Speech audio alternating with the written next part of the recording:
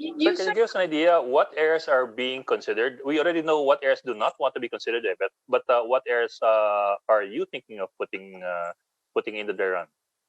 Well, as mentioned by the secretary, we have received nominated schools of about 1,000 across all the regions other than Davao, NCR. Cotabato, and NCR. Yes, but the regional director of Davao has mentioned in our meeting this afternoon that they are reconsidering to nominate some schools in some of their remote areas. But nonetheless, we will trim this down to ensure a certain. We will be finalizing the list of schools based on typologies of schools, just to give a representative sample of the conditions. So there will be, for example, some island schools, IP community, rural and urban representation in these schools, and also across grade levels. There will be a school readiness checklist, a learner readiness checklist, a clear specification of the roles and responsibilities of the school authorities, the teachers, the parents, the LGU, the PTA, and the student themselves, plus some of the timelines and the submission of the class management and uh,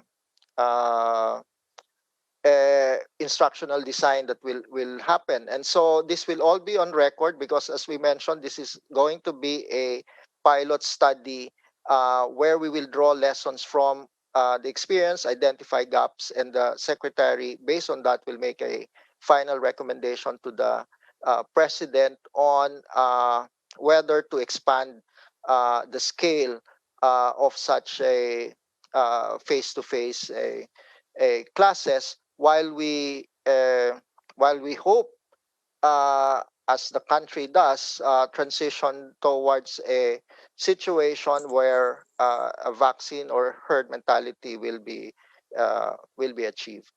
Usec, we're starting to look at January, but we're heading into a very busy Christmas season where a lot of people are also traveling. A lot of people are trying to make their way back to family and so on. Do you see any risk with the coming holidays as the season that precedes this face-to-face experiment?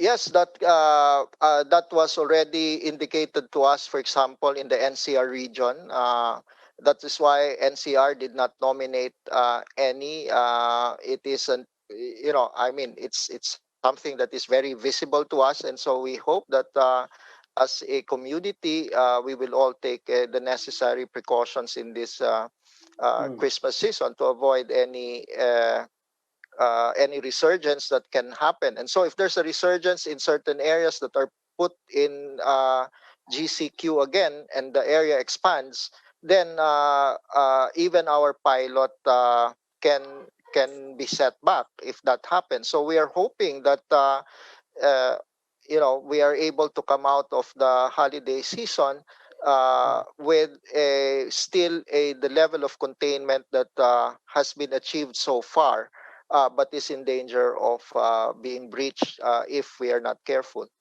Yeah, but the mechanism is clear and, for that matter, quick enough in case we need to take a pilot area out of this experiment. Yes, of course. Even if we have identified an area to be enrolled, and we are constantly monitoring through the IATF process, and DOH is really providing daily updates on the cases, the risk classification based on the uh, on transmission cases, as well as the utilization of healthcare capacity, and obviously our local government partners, who, if there is something like that happens into the locality, will be the first to, let's say, withhold any existing consent. And even in the central office, we just instituted a lockdown